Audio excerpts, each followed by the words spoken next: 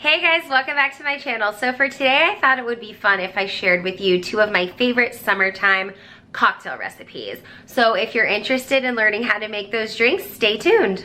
So both drink recipes that I wanted to share with you guys today are extremely easy. I wanted to make sure that the cocktails were yummy, but also super simple to make.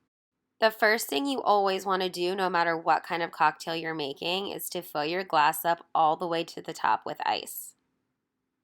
For this drink, we're going to be using the strawberry flavored Cruzan rum.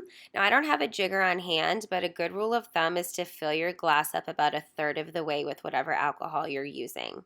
Now you're going to fill the rest of your glass all the way up with water.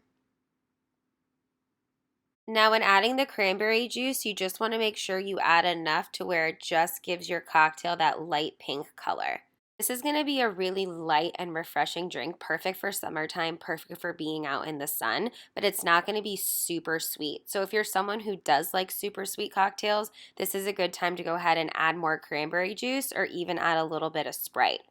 So now the last thing you want to do is just add some fresh lemons. I usually use 2 lemon slices per cocktail. Now, if you didn't have lemons handy, you could always use a splash of sour mix as well as a substitute, but I'm just someone who prefers the fresh lemon. Lastly, garnish your cocktail with a fresh strawberry and you are good to go. This second drink recipe that I wanted to share with you guys is going to be a little bit more on the sweet side, but it's so yummy. And it honestly reminds me of being on a vacation somewhere, like maybe something I would order on a cruise ship or on a tropical island. I'm using another Cruzan flavored rum for this cocktail as well, the coconut flavor this time. Now you guys can use whatever coconut flavor rum you have on hand. It doesn't have to be Cruzan, obviously. So now again, go ahead and fill your cocktail about a third of the way up.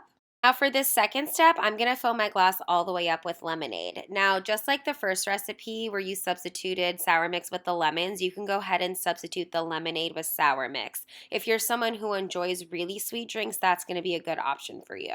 Lastly, add a fresh lime slice, a little splash of OJ, and your orange slice garnish, and you guys are all finished. Hopefully you guys enjoy these as much as I do. Thank you so much for watching, and I'll see you next time.